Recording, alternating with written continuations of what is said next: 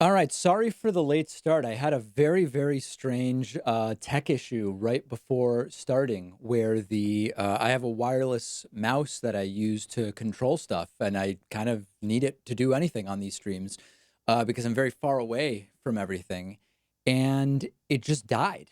And yeah, I don't know. I mean, I had to restart the entire thing, but now we're on and we're here. And we have so much to talk about. We're going to be talking about Michael Cohen's testimony today, explosive testimony, testimony that we knew was going to be smeared and attacked as not credible because Michael Cohen has previously told lies. Of course, by that standard, we could not believe anything that Donald Trump ever says again, having told somewhere between 8 and 12,000 lies since becoming president of the United States. So we will be talking about that. Also, last night, Republican Congressman Matt Gaetz threatened Michael Cohen with, we don't know whether they are real or made up claims of mistresses of his. And he is now under investigation by the Florida State Bar. He actually committed a federal crime by my reading of it. So he should be under investigation by the Justice Department. But at least we have an investigation from the Florida State Bar against Matt Gaetz on his because of his threats to Michael Cohen on the eve of the testimony. I watched most of the testimony today, other than when we were taping the show itself. So any questions people have about any element of it, I am glad to answer because there was a lot there. And we saw our friend Congressman Ro Khanna ask questions. We saw a number of Republicans and Democrats ask questions. The entire thing taking 10 or 15 extra minutes to even get started because of arguments, Republicans trying to use technicalities and procedural techniques to prevent the testimony from even taking place, which told us a lot about their desperation not to have this testimony take place. So we are going to be getting into all of it. Welcome if this is your first David Pakman Show live stream on the David Pakman Show channel, which is rapidly approaching 600,000 subscribers. We anticipate we're gaining about 8 to 1,200 subscribers a day, so we're probably just a couple of days away from 600,000 subscribers. These are really live, meaning you can talk to me, you can ask questions, you can send comments. The best way to do it is by using the dollar sign at the bottom of the chat window. That will pop up. I am able to put it up on screen like so, and you will see where are they? There they are. Here we go. There they are. There, the, everything going wrong today, every imaginable thing going wrong. There are the super chats, and I will be getting to them. That's the best way to participate. You can also sign up for memberships at davidpakman.com/membership. If you want me to open up the phone lines, I will do that if we get 10 new members. And as you can see at the bottom of the screen there is a coupon code, SAVE35, which was launched for my birthday. It expires tomorrow night at midnight, the last day of February. It'll give you a $60 membership for just $25 if 10 people sign up. The phones will be wide open for a while. Almost, I won't say as long as people want, because we usually have dozens of people calling in and I can't get to everybody unless I stay here for 6 hours, which I'm not doing today. But I will stay for a while and I'll open up the phone lines if we get some new members. And feel free to take advantage of that coupon code. $25 for the year instead of 60. That is a damn good deal.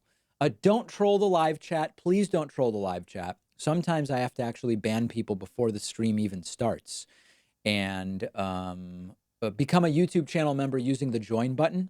If you do that, we'll count it towards the 10 new members. Why not? 10 new members, patrons, or YouTube channel members. So let's get into it because there's so much to discuss. Let's take a look at a BBC article. In congressional testimony, Michael Cohen said that Donald Trump directed covert plans for the Trump Tower Russia skyscraper, even while he denied having any business in Russia. So that may be an indication that Donald Trump has committed the crime of lying to investigators. And the reason that that may be the case, we won't know for some time, but you'll remember that Donald Trump submitted written answers to Robert Mueller's investigators.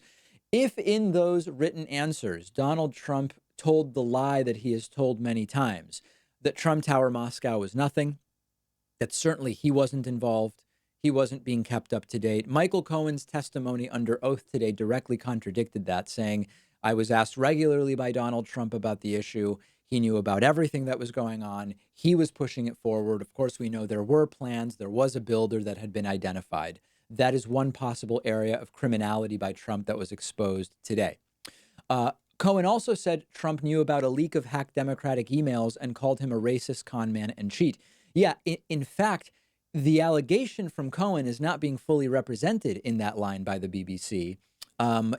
Cohen claims that Trump knew ahead of time, specifically because Roger Stone told him that he spoke to Julian Assange and that the dumps of illegally obtained documents were coming. That directly contradicts multiple statements from Donald Trump. Again, if he claimed that under oath in his written answers to Robert Mueller, that's another instance of a crime, lying to federal investigators.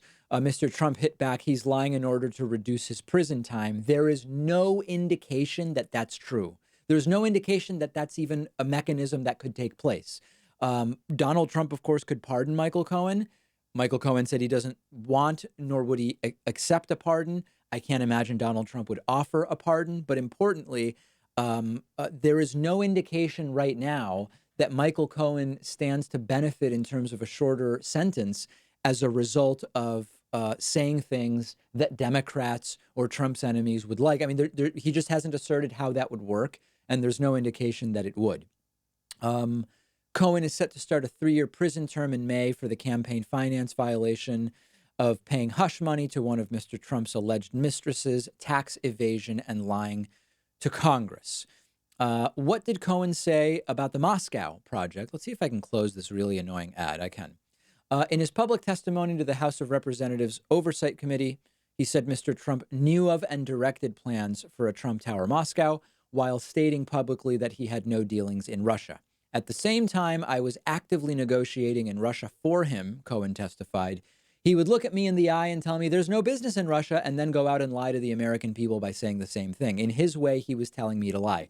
This is how mob guys tell you to lie, okay? They don't say, I need you to go and tell lies to a House panel or a Senate panel or federal investigators. They look at you and they say, there's no business in Russia. You understand me, Michael? There's no business in Russia. Yes, Mr. Trump, I understand. No business in Russia. And then Michael Cohen goes out and says it. And at no point does Donald Trump actually say, you're going to need to commit the crime of lying to investigators by saying the following. He just makes clear the story is there's no business in Russia. That is a very interesting sort of peek behind the curtain about how this stuff works. And, as always, in the same way that it's not super reasonable to expect that there are going to be videos of Trump and Putin arranging to collude on the election, it's not a reasonable expectation to have that be your standard. And in that same way, just because there's not a recorded conversation where Trump says, Michael, let's get our lies straight so we can tell them to investigators, this is how Trump tells someone to lie without saying, I need you to lie. Very, very interesting to see exactly how it is that works. Cohen has been convicted of lying to Congress when he testified in 2017 that attempts to build a Trump skyscraper in Moscow had stopped by January 2016. Right. We know that they're lies because Cohen's been convicted of them. Right. That's the incredible thing about all of this. He has since acknowledged negotiations continued until June 2016 in the midst of the campaign. The real estate project didn't ultimately go ahead, as we knew. Cohen apologized for his earlier false statements to Congress, which were reviewed and edited by Mr. Trump's lawyers. That's another way to get people to lie, which is Trump never says anything. Cohen prepares what he plans to say, and then Trump's lawyers edit it, and those edits don't actually correspond with the real world or what any normal person would call the truth. Cohen suggested federal prosecutors in New York are investigating some unspecified crime involving Trump. That was interesting. What did Cohen say about the email leaks? This was a big deal. Cohen said he was in Donald Trump's office in July 2016 when Roger Stone called the then Republican presidential candidate. The witness said Mr. Stone rang Mr. Trump to let him know he had been speaking to WikiLeaks founder Julian Assange, who told them there would be a massive dump of emails within a couple of days that would politically embarrass Hillary Clinton's White House campaign. Cohen said Mr. Trump responded along the lines of, "Wouldn't that be great?" Trump has denied having prior knowledge about WikiLeaks' disclosure of DNC emails during the election. Obviously, that was not true. And for me, the Cohen testimony today um, is not mind blowing in the sense that anything here is surprising, right? Or unexpected. This is exactly how we believe Donald Trump operates. What's interesting is the specificity with which Michael Cohen was able to lay out how it works. Let me give you an example. Anyone who knows anything about how Trump runs his businesses knows that he's involved in everything down to the finest detail, right? Nothing is taking place without Trump's involvement. Trump is known for getting involved on the phone with whoever is selling the windows to the development company for a building that Donald Trump is building, and he will get involved at that micro level. The idea that Roger Stone, who, by the way, denied having done this stuff, but now we know that he did. The idea that Roger Stone and Don Jr., who Trump notoriously thinks is a horrible, who makes horrible judgments. We've heard that before from Trump. There is no way that Trump would allow Roger Stone to be working with Julian Assange and WikiLeaks and have no knowledge of it. There is no way that Don Jr. would be arranging meetings with Russian lawyers to get dirt on Hillary without Donald Trump knowing about it every single solitary step of the way. That was never believable. And thanks to Michael Cohen, we now know some of the specific dynamics of how the entire thing went down. And that is extraordinarily illuminating. Let's see what else we have here. The messages which U.S. authorities say were hacked by Russian intelligence caused a damaging rift among Democrats by exposing how party officials preferred Mrs. Clinton over her challenger for the presidential nomination, Bernie Sanders. It's good that we learned that. I mean, aside from all the criminality, obviously that's a good thing that we learned, and now we are more prepared to deal with that in the 2020 election. Roger Stone, a self-proclaimed political dirty trickster, is currently facing charges of lying to Congress about his communications with WikiLeaks and witness tampering. So it's all coming together. There is a very consistent picture here. And then now we have some sort of op-ed, which maybe we will get to, or maybe we won't. So that's the setup of what happened today. Do I believe Michael Cohen? For the most part, he is not saying the types of things that are open to distortion unless you just don't believe a word he's saying. If you think he's making everything up, he's going to be in big trouble, because after everything that's happened, the House Oversight Committee is not going to tolerate someone coming in and whole cloth concocting all of this sort of stuff. If you grant that that's unlikely, as any reasonable person should at this point, then the question is, can we corroborate the things that Michael Cohen said here? And the answer is, we will see. We will see. Michael Cohen multiple times today saying that a lot of this stuff, there is evidence for it in the hands of investigators at SDNY or with Robert Mueller's team, and we may ultimately see that. But the reality is that if only 5 to 10%, like if Cohen, worst case scenario, Cohen lied about 90% of the stuff, it's still insane. It's still rising to the level of criminality by not only the president of the United States, but by others associated with the campaign, Trump's family, this Alan Weisselberg guy who runs, I don't remember if it was the Trump organization, or is the lawyer for the Trump organization. Even if 90% of what Cohen said, the worst 90%, can be written off as lies, which I don't believe that it can, you've still got explosive, mind-blowing testimony here. Okay, I see a lot of people who want to check in via Super Chat. So let's get to that. I'll scroll back up. And before we do that, we are, by the way, we are looking for 10 new members, and I'll open up the phone lines. And there are 1,000 people watching, many of whom want to call in. I'm glad to open up the phone lines, but that costs money. And we want to make that up by bringing in some new members. There's a coupon code you can use on the $60 per year membership.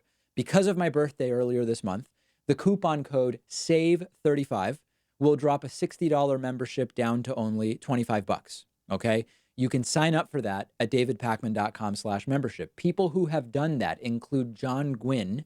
Gwynn, yeah, I think that's how it's pronounced. I never know that silent N at the beginning. John Gwynn has signed up at davidpakman.com/membership.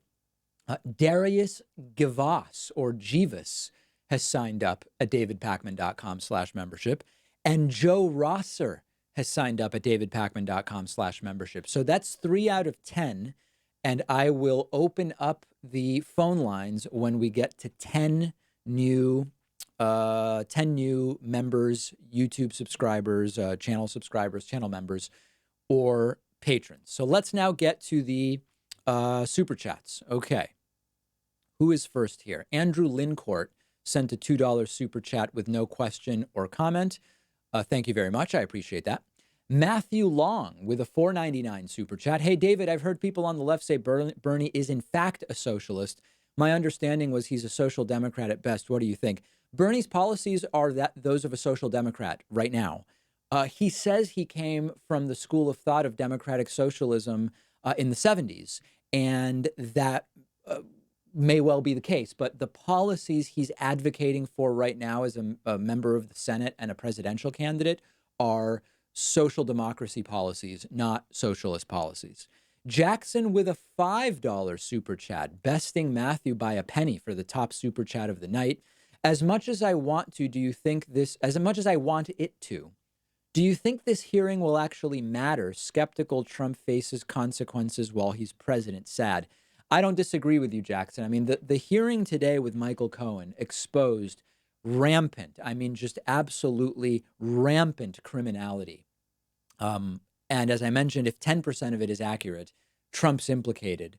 But it's going to come down to public opinion influencing Republicans as to whether they want to just play the partisan games and continue to defend Donald Trump, like such as people like Matthew Gaetz have been doing, or if they're going to say, this is too much, right? For the good of the country, we have to act here. And for our own conscience, we have to act if they have one. I don't know that they do. Theophobe sends a $2 super chat saying, you plus Kyle Kulinski, I presume, equal best progressives run for office someday. All right. Thank you, Theophobe. Appreciate that. The Progressive Voice sends a $1.99 super chat. He says, thoughts on the trend of cuckoldry amongst anarchists? No, so yesterday the Progressive Voice was streaming, I think it was, and it was a stream about me. The Progressive Voice, known in some circles as Progressive TMZ, who does meta. He goes meta on progressive media. He was doing a stream somehow related to me, and I popped in for 5 seconds and merely asked, can you comment on the trend of cuckoldry among ANCAPs, I think I said, anarcho-capitalists, and he is now trolling me. The difference is he paid to troll me, and I appreciate that. Very, very good to hear from you. Doug Conder sends a $5 super chat. Hey, Mr. P, please agree that I assume you mean Michael Cohen, will lead to Trumpers leaving soon. I got to be encouraged. No, unfortunately, the Trumpist voter is not going to abandon Donald Trump, okay? Partially because of what moral psychology teaches us about groupishness. Google that. Jonathan Haidt has a lot of good writing about it. Partially because of a mechanism called cognitive dissonance, and partially because they just don't actually care, right? They just don't want Democrats to win. They don't want the left to win. They aren't going to abandon Trump, so forget about it. We've got to win without them. Jamal Swift with a $5 super chat. Did any member of the committee strike you as not using their time effectively? Yes, and I don't remember. Well, listen, everybody, all of the Republicans who used their time to read mean tweets into the record, to the extent that they weren't inquiries and were using their time, total and complete waste of time. But I did see towards the beginning, there was a female congresswoman sitting in the back near the chairman, Elijah Cummings, who I thought didn't use her time particularly well. Yeah, there were others, although I'm struggling to remember exactly who. Hassan JF Would you debate Kyle, I presume they mean Kolinsky, on Bernie's Venezuela tweet? I don't know what the debate would be because I have no idea what Kyle's view is, but maybe, I don't know. Jackson sends a $5 super chat. TMZ Voice back at it with the stupid questions in chat and super chat. May have to rename him to the Daily Mail of progressive politics. Very sad. It would be a dark day in a progressive independent media if the Progressive Voice lost the title of Progressive TMZ and was instead renamed the Daily Mail of progressive politics. I don't want to see that, so let's hope it doesn't happen.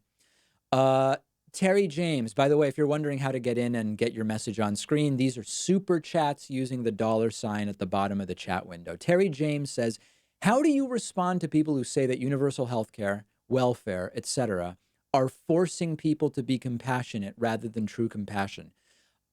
It's not forcing people to do anything. If you're a doctor, you treat people when they come in and need to avail themselves of your services. If you're a nurse, the same thing applies. It's not forcing people to do anything. It's creating a system that is better for all, is better economically, is better socioculturally, and is not even, what's unique is that we don't have healthcare for everybody. We're the outlier, not everybody else. Don't allow the position that is actually the most common one among OECD countries to become the extremist position. That's how they win. Okay, I've got a few new members to thank. As I've mentioned, I'm looking forward to opening up the phone lines this evening, but I will do it if and when we get 10 new supporters via our website or via YouTube channel memberships or Patreon. We have a coupon code. Listen, here's the bottom line with this membership stuff. I think memberships at $6 a month for everything we do, plus the extra content, you get extra content as a member. I think it's more than worth it.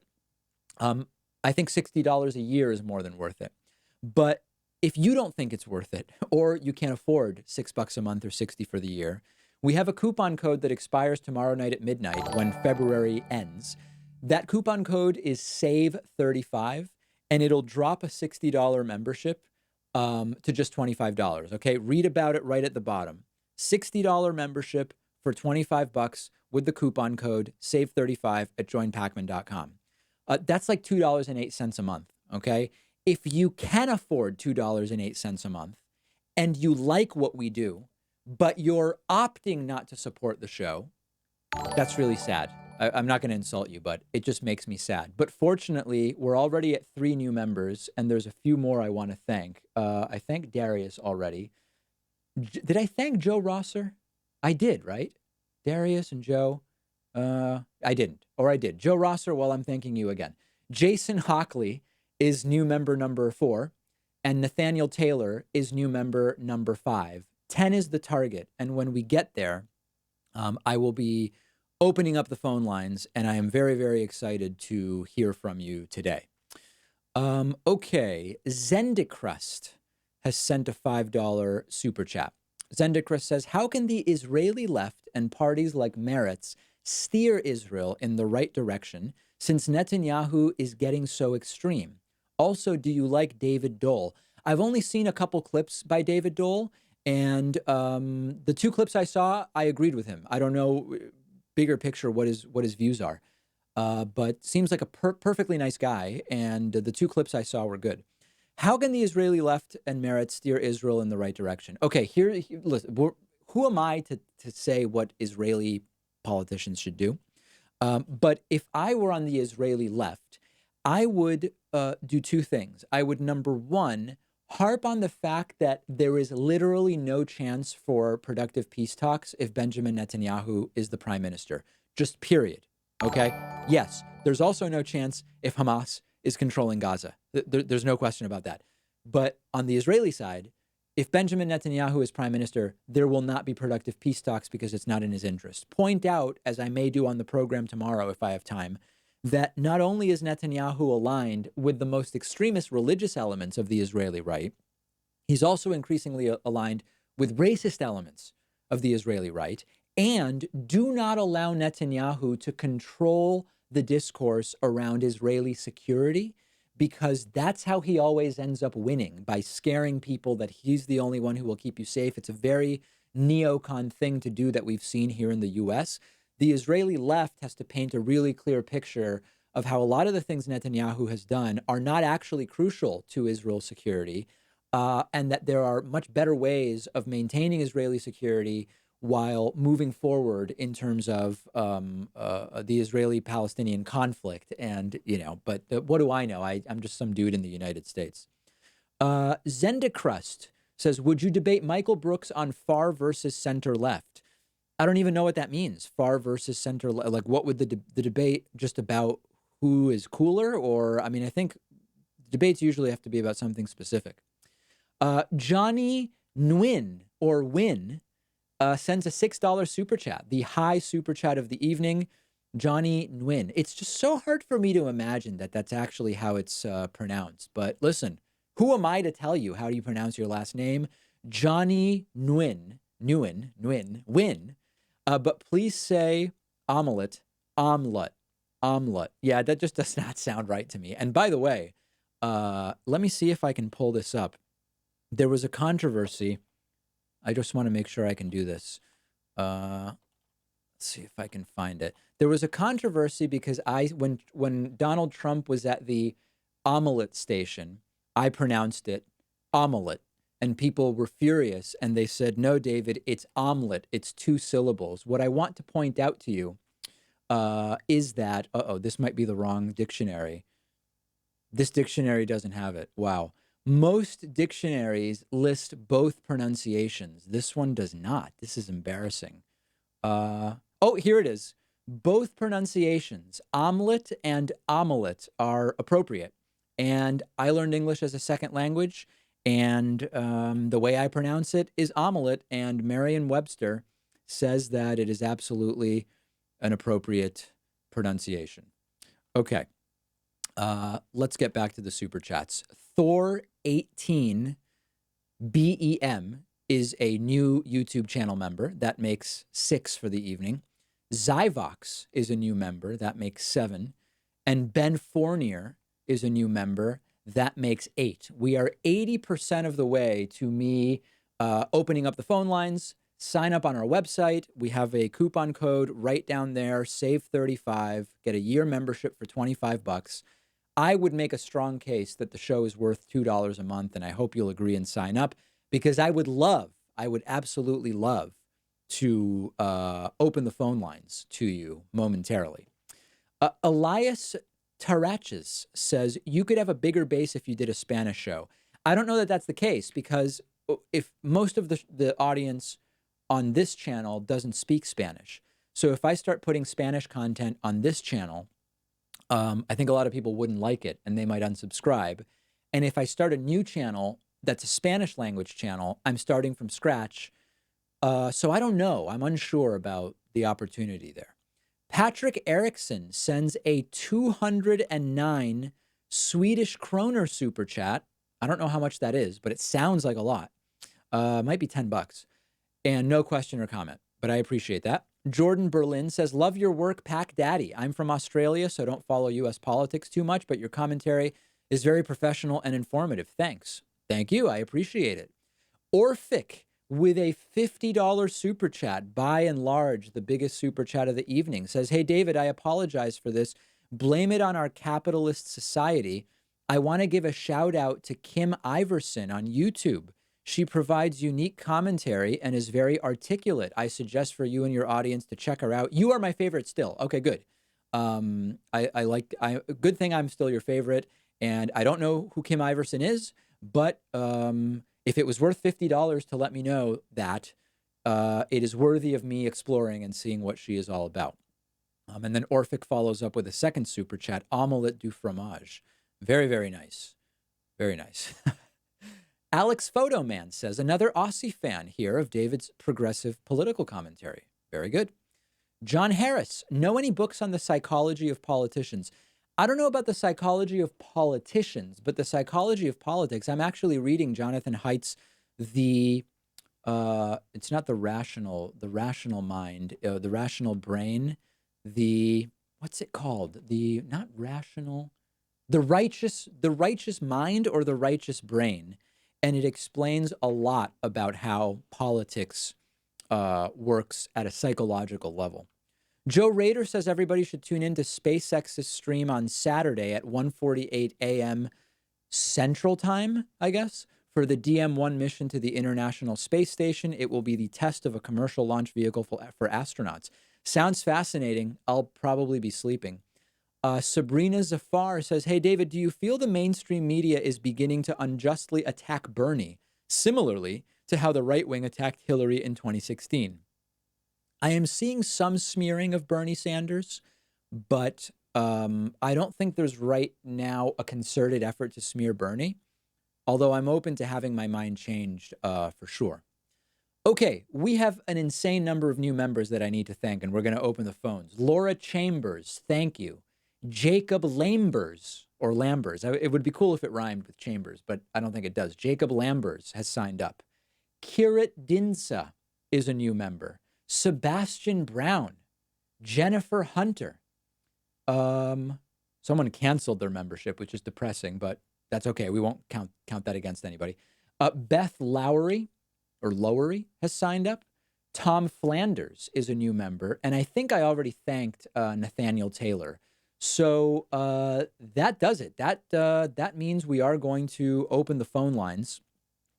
Let me get set up for that. I want to make sure I don't inadvertently flash anybody's phone numbers on the screen. People were getting trolled recently. If you want to start calling in at 617-830-4750, you can do that. I will look at, there was another super chat here. Terry James says, if Black Americans want reparations, should they focus more on getting support from the public so politicians won't think it will cost them votes among blue-collar whites? Yes. I mean, if that is going to be made a priority, then I believe that they should, although I question whether that should really be a legislative priority. And we could debate that. Andreas Peterson says, Pacman, I'll buy you and the crew a round of beer in Sweden so we can discuss politics. You make America great in my eyes. That would be great. I'm looking to get to Sweden soon. I was, a few months ago, I was in Helsinki, Finland. I was in Tallinn, Estonia. I was in Copenhagen, Denmark. Loved all of them. Pros and cons to all, different things I liked about each. But I would love to get to Sweden soon. I almost set up a plan to go in April. But then I looked at the weather and decided it's just not really the best time to go to Sweden. So I hope to get to Sweden soon. I don't know exactly when it will be, but there will be an announcement, that's for sure. Okay, let me see if I can get set up for live calls here. Always want to make notes about who's calling. It's sort of like a report card. And then if someone makes a terrible, terrible faux pas or is just boring, I make a note for our system. And that might make it so in the future I don't pick up. That's just a warning to everybody. Okay, 617-830-4750. Let's open the phone lines first to our caller from the 647 area code. Caller from 647. Who's this? Where are you calling from? Hey, David. This is Sebastian calling from Canada. Hey, how's it going, Sebastian? I wanted to just touch on something you mentioned during the last live stream, which is whether or not Canadians can donate. I don't think we can, but you can volunteer for Bernie's campaign if you want. I know a couple people who did it last time. Yep. You can make calls. But anyway, I want to ask, is Pat with you during the live streams? No, he's not. No. Pat is not. Who knows what Pat is doing now, but he's certainly not with me.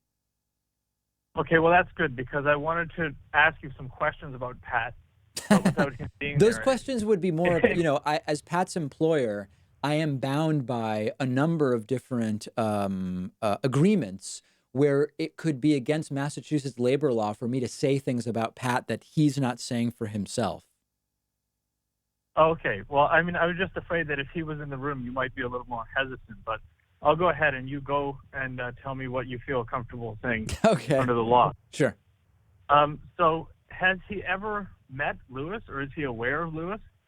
Pat has no idea who Lewis is. We have actually set up Pat's YouTube account where any David Pacman Show video in which Lewis appears it's like it doesn't exist. It's like a Black Mirror episode where there's like a blocker that someone puts on. So Pat has no clue, and in fact, we'll have to bleep this section. Pat has no idea anything about Lewis.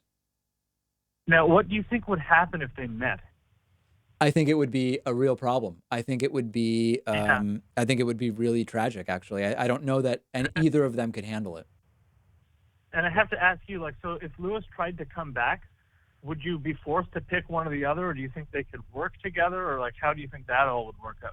If Lewis tried to come back, I think he would have to work his way back up, and he would have to start again as an unpaid intern. And you know, it's a meritocracy here, and see if he could displace Pat.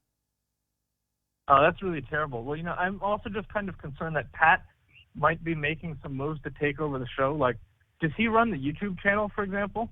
What do you mean by run? Like, does he have access to the login credentials, or do you do it, or do you both do it? Well, YouTube now you don't have to have the login credentials. YouTube now has roles, so you can assign people the ability to post comments as the channel, or to upload videos, or like the master password. So there's different roles. It's not a question of does he have the credentials. I mean, my concern is that the URL that you have on YouTube is still just Midweek Politics from the old name of the show, and I'm concerned that leaves the door open to Pat potentially trying to stage a coup. And so I think if you want to assert your control of the show, you really need to change it to say the David Pakman Show. We do. I mean, So does that if you go to youtube.com/the David Pakman Show, it just redirects. Our channel is old enough that you can't. It's hard to explain, but we've got the David Pakman Show as well, and it all goes to the same channel. Very good questions. All right, I'm all going to right? let you go because there's a lot of people holding. We're taking calls at 617-830-4750. Our next caller is from the 910 area code. Caller from 910. Introduce yourself. What's on your mind today? Hey, David. This is Daniel. I'm calling from North Carolina. Great to speak with you. What's going on, Daniel? I wanted to talk really quick about Bernie versus Trump. So I noticed in his campaign video rollout, and since he's been making speeches and sort of like getting started on the trail, that he is going sort of for the ad hominem at Trump, which is something that I was worried that he wouldn't do, but I'm glad that he is. I see that he's calling him a racist and calling him a pathological liar and a fraud, which I thought is good. I was worried that he would focus too much on just straight policy, which I think is also important that he needs to do. But I kind of wanted to see him take it like a step further.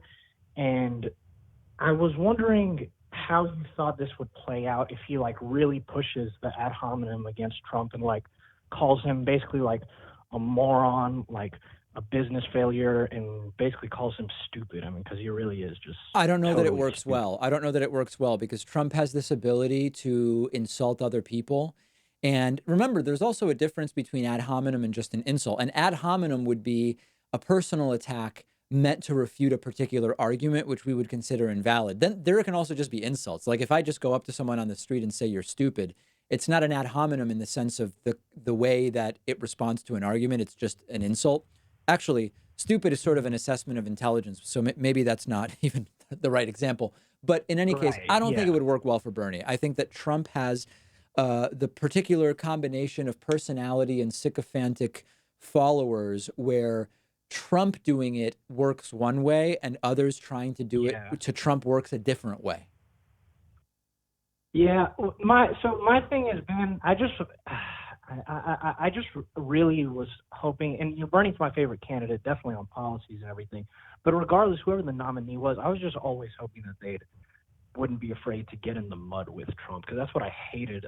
They're I going mean, to have aside to from get in Hillary the being mud, but I corrupt. think there's ways to get in the mud without just flinging insults at Trump, right? So that's the key. You Hmm. need to know how to respond. Part of it is not letting Trump get under your skin. That's a big part of it. And then you need a strategy that will be equally Yeah. interesting to debate viewers, for example. That's not just you responding with insults, because I think that would not work super well. Okay. Okay. Yeah. Cool. All right. Appreciate it, David. Okay, Thank yep. you. Thanks for the call. Great to hear from you. Let's go next to our caller from the 484 area code. Caller from 484, what's going on?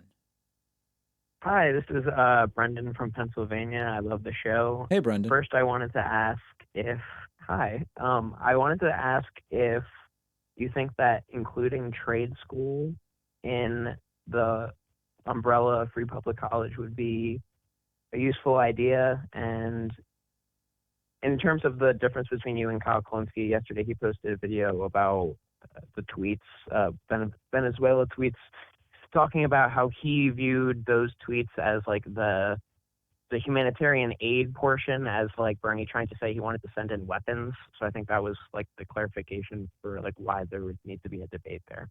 I have a hard time believing that. I mean, I guess I should see what Kyle's up to, but it's hard for me to imagine, knowing Kyle, that he would argue that Bernie Sanders' tweets could be constituted as Bernie advocating for sending weapons to Venezuela. It's very hard for me to imagine that, but I'll check it out. It was funny because in my YouTube feed it was your video and it said like Bernie has obviously correct tweets, and then under it was his video that said Bernie swings and misses on tweets. Now that's funny.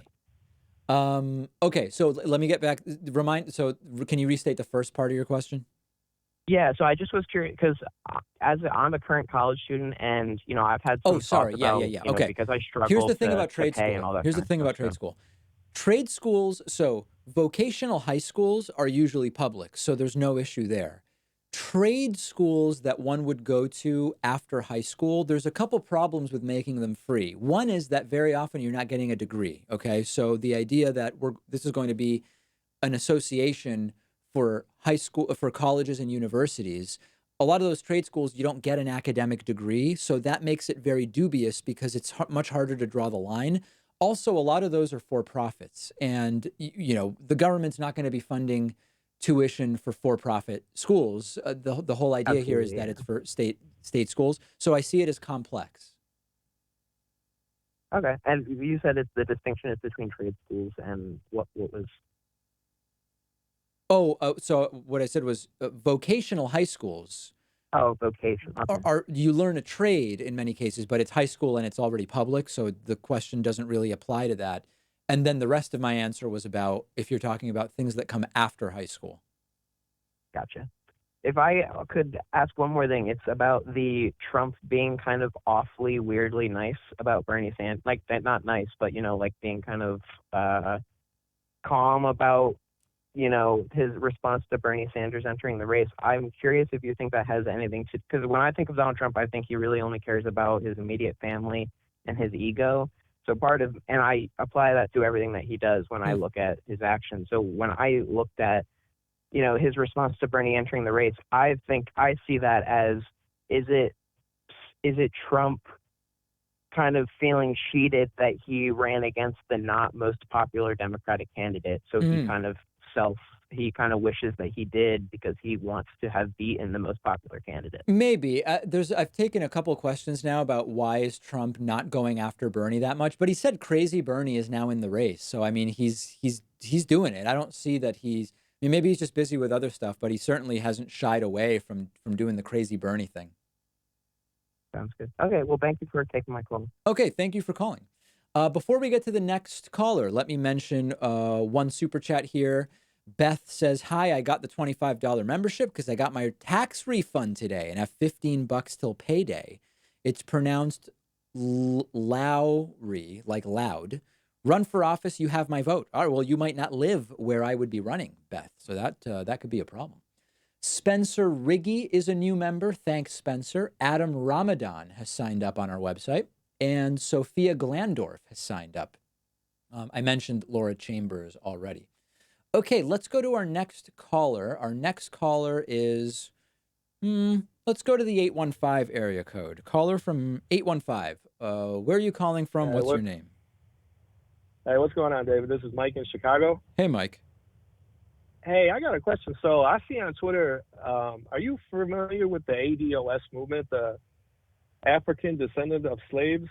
Their main goal is to get reparations. Okay. And a lot of the tweets that I'm seeing, they're saying no votes for the Democratic Party unless they bring something tangible for African Americans. So what are your views on reparations, and do you think it's an issue they should keep pushing for?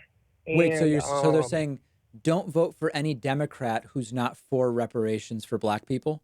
yeah, because they're basically saying that there's some people on Twitter that say Democrats always get African American votes, but they don't bring anything tangible to the table for African American voters, and a lot of them are pushing for reparations. I I know gotcha. with the But Bernie so Sanders, my question is, if they're saying don't vote for Democrats, are they going to vote for Republicans? no, they're just saying no vote at all. They're saying they're willing to deal with Trump and that their vote has to be earned. So my question is, do you think that that's a tactic to get people to not vote? And are you for reparations? Do you think that's something that's possible? What are your thoughts on that? I think that it is extraordinarily unlikely that reparations are going to be a successful part of a candidacy if that is made the number one focus. So I think as a strategy, it's not good. It's not a good idea. I think anyone who is advocating for non-voting is making a mistake. It's just we've seen the theory and we've seen the practicality of it. And anybody who is saying, if you don't get X, simply don't vote, that's how people who are even worse end up getting into power and making circumstances even worse for us. So I just completely reject any movement that's advocating not voting under any circumstances, full stop.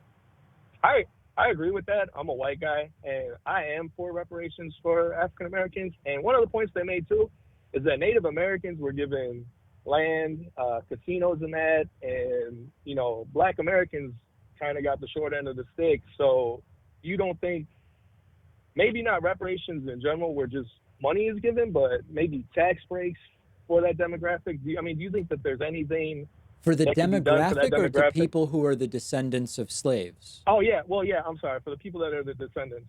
Oh, okay. Listen, I'm open to seeing a proposal. I would be glad to review a proposal. And if someone says, well, if we're going to do that, we also really should be looking at any descendants of people who were in Japanese American internment camps, then, make a proposal and let's look at it and see where we get. But I would be shocked if it was a winning political strategy for anybody. Thanks for the call. Appreciate hearing from you.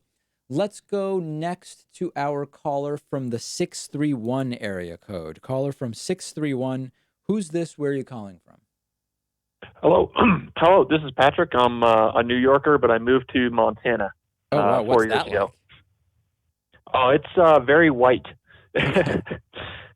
Cool. But it's very Sounds nice. great, It's man. very beautiful up here. Hope you like it. I But, would miss my diverse question New was- York personally. I love the diversity of New York. It would be tough for me to move to such a white place. Oh, I love the mountains, and I'm a very outdoorsy guy, so it's heaven for me. All right. But my question really lies with Jim Johnson and his statement during the Cohen hearing today about how he said that all of this was orchestrated by Lanny Davis, and I wanted to know what your take on that was. Well, what do you mean by orchestrated? I mean, Lanny Davis is working for Michael Cohen, right? And so yes, I saw that. And the framing was, this isn't someone who should even be testifying. This is someone who is going to jail partially for lying. He's about to go to prison. And it would be unheard of to have this person testifying were it not for the political influence of Lanny Davis, a friend of the Clintons. This is all being done to smear Trump, blah, blah, blah, blah, blah. But listen, what Cohen presented today is extraordinarily valuable. He implicated the president of the United States in multiple crimes. The idea that this is not relevant and valuable testimony is an absolute and total joke. So, I guess depends on what you mean by orchestrated. He represented Michael Cohen and coordinated the event.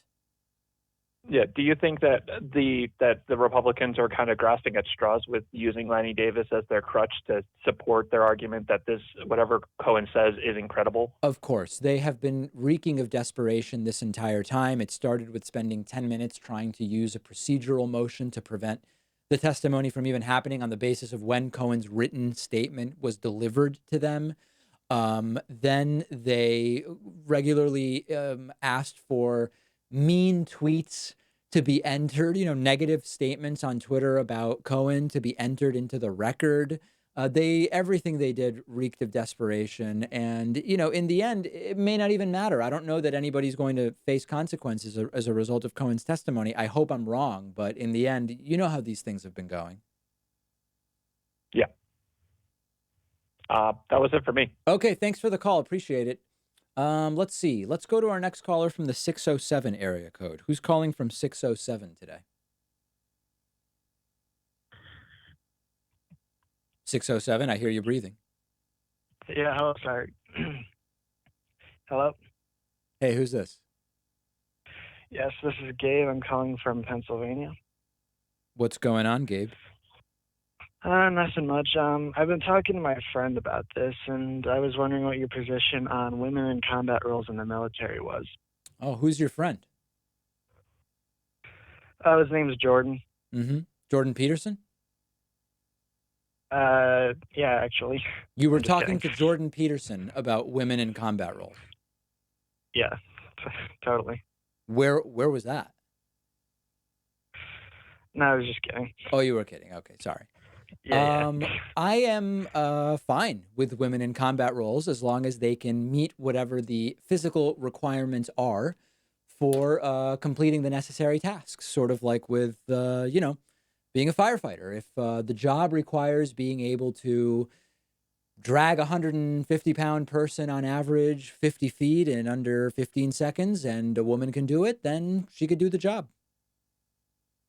Fair enough. My friend is basically saying that women are more predisposed to feeling more empathetic, and they most likely wouldn't be willing to be able to shoot somebody or whatever.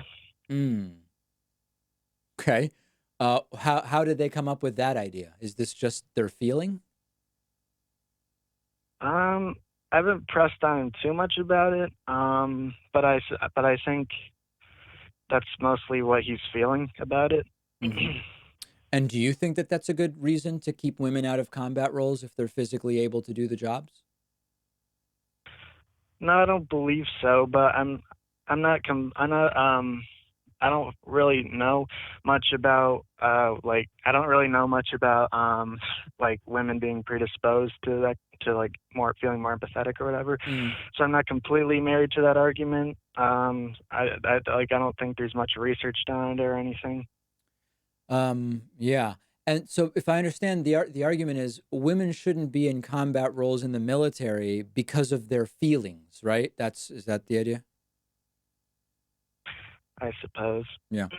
Doesn't sound like a very good argument to me. No. Yeah, I don't know. I would tell Jordan to maybe come up with a better reason. That would be my advice to you. Thanks for the call. Okay. Appreciate it. Let's go next to our caller from the 951 area code. Who's calling from 951 today? Yay! Hi, David. My name's Alexis. I'm from Riverside, California. I've been listening for a long time. I'm a huge fan. Hey, Alexis. What's going on? Okay, so my question was, I think it was last week, you were talking about Andrew Yang's universal income idea. But when you were referencing it, you were talking about how it was $1,000 a month, but then when you would reference it as a whole for the year, you would say 10,000. Yes. So yes, I was yes. kind of wondering As I've been admonished for now many times, I misspoke. Okay, I'm so it is sorry. $12,000. $1,000 a month is 12,000, and 10,000 a month, 10,000 a year would be 833 a month. So the numbers were not quite adding up. Okay, so I thought maybe you knew something I didn't know. No. 12 times 1,000 is definitely 12,000. Awesome, thank you. I do have a follow-up question, though. Okay. Just personally, if you were to pick the next Democratic candidate, are you more Bernie or are you more Andrew Yang? I don't know that I'm ready to say right now. I mean, my top three candidates are Yang, Bernie, and Warren. Warren interviews terribly. I mean, when she's interviewed, she comes off as like the least personable. I mean, her interviews are a disaster, but most of her policies I agree with, and I think her ability to get things done is a positive trait. Bernie, I was my candidate in 2016, and I continue to agree with most of his ideas. I would have the only concern being is the fact that he failed to achieve the nomination in 2016, even with Democratic meddling, going to in some way come back to hurt him. And then with Andrew Yang, again, I think he is extraordinarily bright, great ideas. My concern there is he going to be able to get traction? And I hope that he does. Right. Oh, the dream would be Bernie and Yang, together. Really? For me. That's your dream ticket? Yeah, Yang is VP. I think that would be fantastic. Yeah. Andrew Yang's an interesting guy, and he's been getting more media attention lately. He was on Joe Rogan, he was on Fox Business, and a bunch of places. We're going to try to get him back on in the next couple of weeks. Oh, that'd be great. Yeah, the Joe Rogan, that was a really good move for him. Yeah. He's got a wide fan base, so that's Absolutely. awesome too. And it seems like he's going to be in the debates, which is the most important next step. Get into those debates. Absolutely. All right, well, thank you. Thank you so much, David. Okay, Alexis, thanks for calling. Hope to hear from you again. Let's take a couple more calls. Let's go to the 435 area code. I don't recognize 435. Sometimes when I don't recognize an area code, it's Canada. Where is 435 from? Is this me? Yeah, that's you. It's in the snowy mountains of Utah. Oh, Utah. Okay, well, low population state. Maybe another reason I don't recognize the area code. Yeah, I've been listening to the show for a while. I know that your stance is that you definitely don't think that impeachment is the way to get Trump out of the office. It's all about get out to vote, which I agree with. Well, let me just be clear. It's not that I'm against impeachment or that I don't think Trump has done impeachment-worthy things. It's that at this point, we are 20 months out from the election, and my instinct is that it's going to take that long to remove him by impeachment anyway, if that were to take place. So, let's just vote him out in 2020. Right. Okay. So that basically answers my question. I was mostly wondering if you still see it as a worthwhile thing, because from my standpoint, the debauchery that's gone on during this presidency, yeah, I think out of a matter of principle, we should be pushing for impeachment if possible. Yeah, certainly so I'm not as against like it. our So number here's one what needs to option. happen. Once we have valid articles of impeachment for impeachable offenses, file impeachment proceedings and put it over to the Senate. The reality is that it doesn't seem that Republicans in the Senate would actually vote to remove. The House would start articles of impeachment, then the Senate would have to decide on it. So I'm not saying don't do it. I'm just saying let's not rest on that as the way to remove Trump, because it's very unlikely a Republican-controlled Senate's going to do it. And we're only 20 months from the election anyway. Awesome. I agree. That was my only question. Okay, thank you for the call. Really appreciate it. Great to hear from you. Let's go to the 913 area code. Caller from 913. Who's there? Where are you calling from? Yeah, hi, my name is Stacy. I'm calling from Kansas City, Missouri. The 913 is from Kansas, but it's Kansas City, Missouri. Oh, all right. Very good. I was in Kansas City, Missouri once. Yeah, it's a great city if you haven't been there. I mean, for people who haven't been there. People other than me, My thing obviously, that I who haven't wanted been to there. say was I'm a Black American, and I can tell I called because me being a Black American, I think this is important to state, is the majority of Black Americans really don't care about reparations anymore. We have more important topics to talk about. And, how do you know that? Okay, so when you say a majority of Black Americans don't care about reparations, what are you basing that on? Well, I should state the majority of maybe Midwestern Black Americans. Okay, what are you really basing that on? I'm a part of multiple Black organizations. Most of my clients are Black Americans.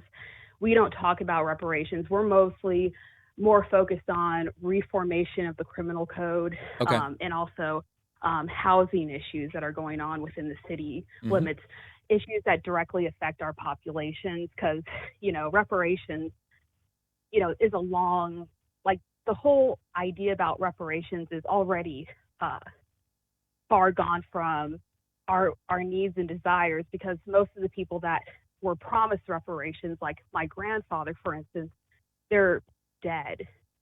So we just want more criminal reform, housing reform, possibly more employment law focused on fairness.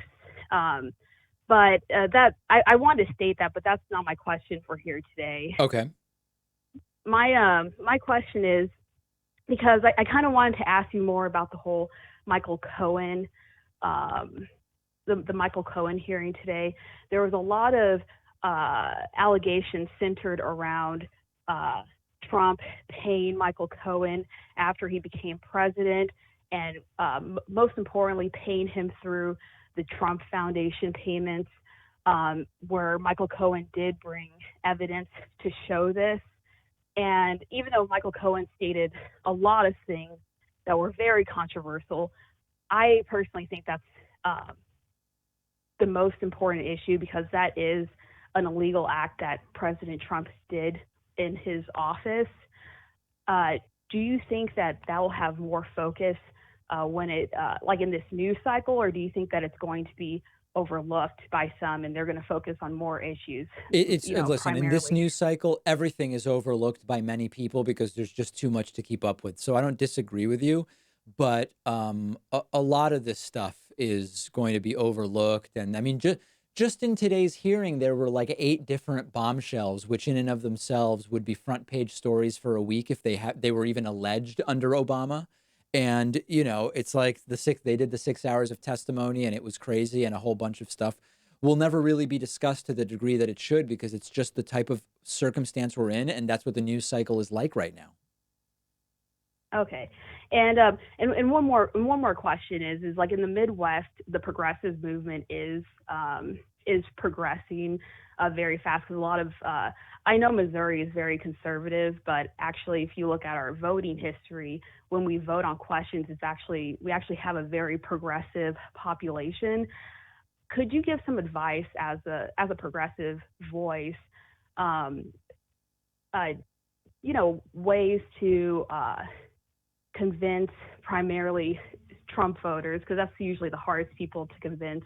That's your mistake. I would not be ignorant. trying to convince. That's exactly where I would say that's not the right. You're not going to win an election by convincing Trump voters on any kind of individual level. Individual lobbying efforts by just voters, people, are going to be way more effective by getting out the vote of individuals who often don't vote. And there's huge opportunities in almost every part of the country to do that. If something major happens in the news that's just like so groundbreaking that even Trump voters have to say, I can't vote for the guy, that's maybe how some of them will be convinced. But it is a total misuse of time and effort to be trying to like argue with Trump voters into not voting for the guy. It's just not the right approach. So I would band together the progressive community, maybe in whatever way makes sense in your community. And the focus has to be, let's get people who already don't like the guy to just go out and vote. Okay. Thank you.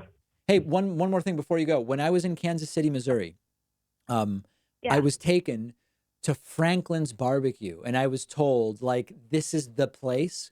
But when I went, it felt kind of touristy. So, like, is that do people in Kansas City, Missouri see it as a touristy place, or is it still a place people go? Yeah, I'm sorry, you were played. That is definitely not a place that I would recommend. Okay. Yeah, I mean, it also wasn't that good.